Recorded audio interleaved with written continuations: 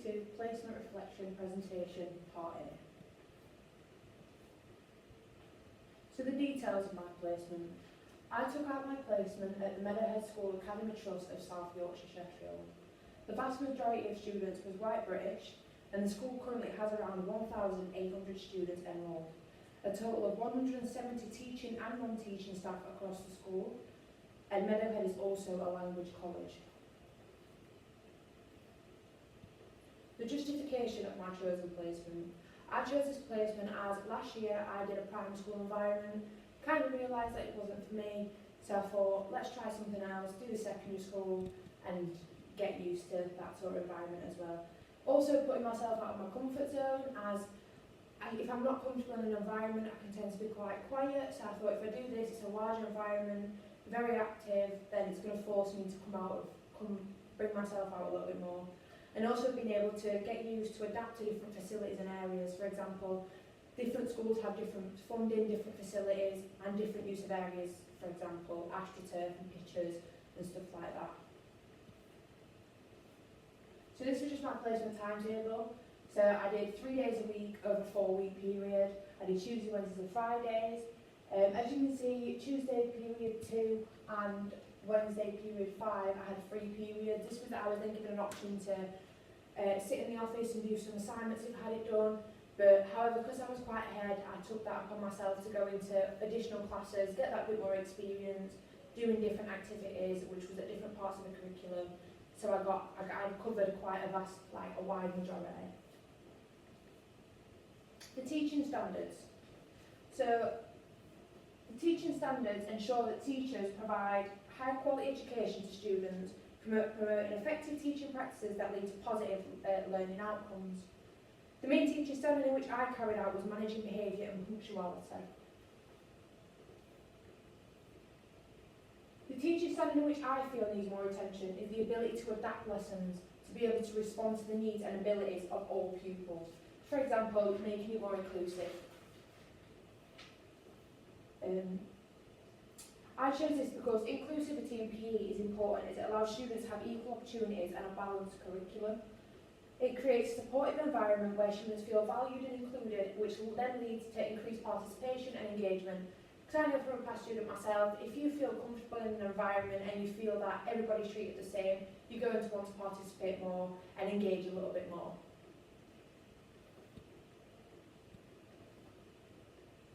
So the behaviour system, the consequences and sanctions at Meadowhead. As a school, Meadowhead seeks to reinforce and reward positive effort, attitude and behaviours. At Meadowhead, these attributes are consistently demonstrated by the vast majority of students. However, if a student does misbehave or fails to produce satisfactory work in relation to the ability, various sanctions then will be issued. So the behaviour system was stage 1, stage 2, stage 3 and stage 4. The stage 1 was a verbal warning. The student is then told the reason for the warning and given time to correct their behaviour. Stage 2, the name it a chance, which is a C1. This is where your name goes on the board and a behaviour point is issued.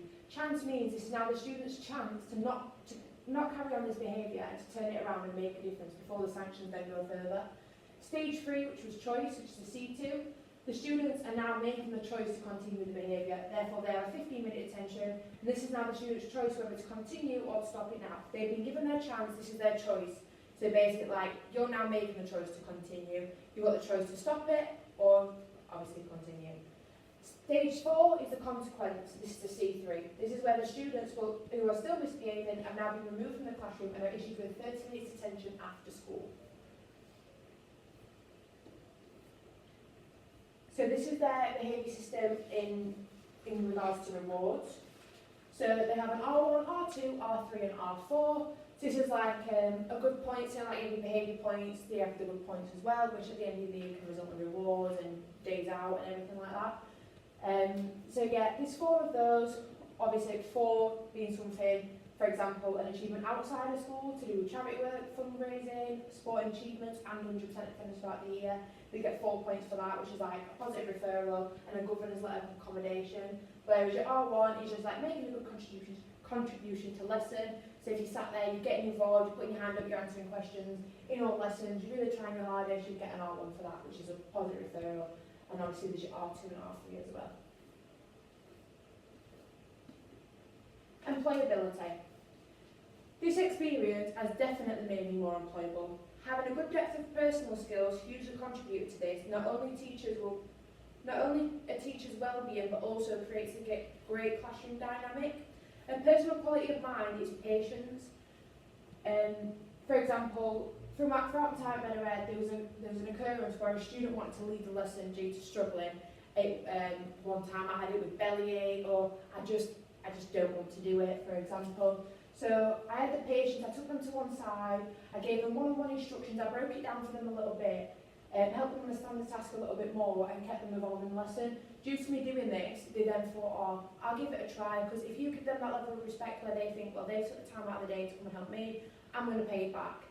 And then they did stay in the lesson, and they contributed, which obviously is a great factor. Another core quality of mine is being able to gain respect from the student.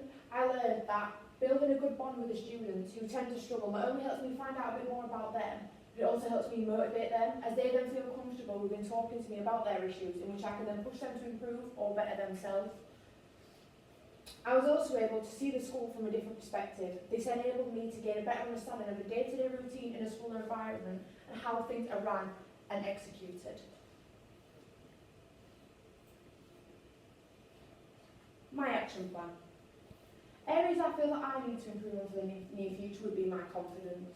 I know that I have the knowledge and understanding of something, and I know I am able to deliver it to the best of my ability. However, I tend to doubt myself too much, and don't believe that anything I say or do makes sense. For example, I would explain a task to a really good standard, but didn't feel that I could demonstrate it at the same time as good to how I was explaining it that I was expecting. Therefore, there was a time in my placement where I asked the teacher, if I explain this task, would you mind demonstrating it whilst I explain it, to help the students kind of not only hear it but visualise how it should be done as well. Whereas I felt like the way I was explaining it, I couldn't do it to as good as the standard of that, and not only do it like two things at once. So I didn't believe in myself in that aspect to be able to do that. But then furthermore, I do feel like my confidence by the end of the placement has improved drastically. However, I do feel like there's room for improvement. For the first week of my placement, I felt very shy, just stand at the back, wouldn't really get involved. Whereas as the days went by, I put myself out there and I got myself involved. I was going up to students off my own back, giving them tips. I was asking the teacher, is there anything I can do? Could I take this warm up, for example? So I do feel like it bettered my confidence drastically. However, to improve this in the future, I am going to volunteer in schools to help out with things such as after-school clubs. And there's also a company that's recently come out called QAT. I'm going to get in touch with those to get used to more teaching environments in different lessons as well, not just sports. So I'm covering like a wide coverage. Now part B, this is where we critically examine send provision for a specific learner or group in period. The specific learner or group. During Friday's period 4 lesson, I had Year 8 dodgeball class. This was a lower level class with one severely autistic student who really tended to struggle. The PE classes are often noisy, fast-paced and crowded, which may overwhelm autistic children with sensory and social differences. Due to the student finding the lesson difficult, I took it upon myself to take them to one side, break down the instruction for them so it was clear and brief. I know from myself, I have a brother who's autistic, and I know there's been a lot of times where if my mum explains something to him, it's like too overwhelming for him at once, so I break it down into sections, and then he ends up like inputting the knowledge so much better. So I knew from my own experience that this was a great way to help the student. However, during my time at Meadowhead, this was only one of the 2 classes that I taught which had a SEND student present. This was good because it allowed me to see adaptations made accordingly to the pupils compared to other lessons in which I was present in. So for example, period 4 I had Year 8 dodgeball, however period 3 I'd have Year 10 BTEC dance. So I could see how the lessons adapted to the lower ability, to people with SEND, and how the teacher went about constructing the lessons and how they managed themselves. This broke things down differently, how they came across themselves to the students.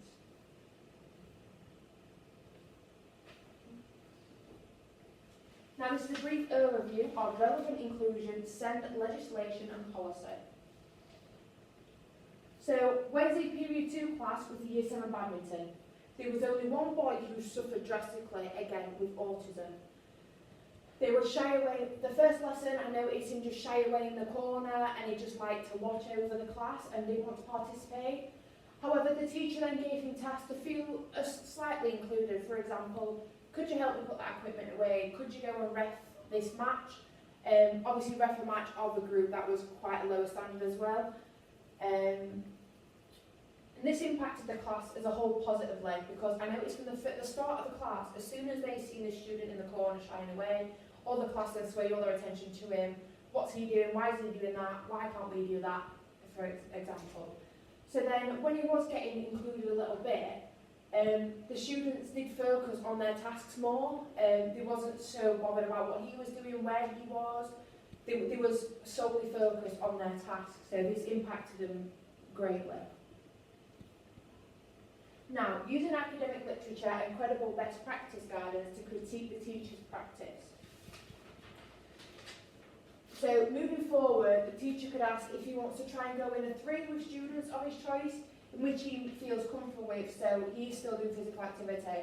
So it's good that the teacher got him involved doing equipment, reffing matches, etc., but he's not actually being physically active, he's not actually getting involved in the sport itself.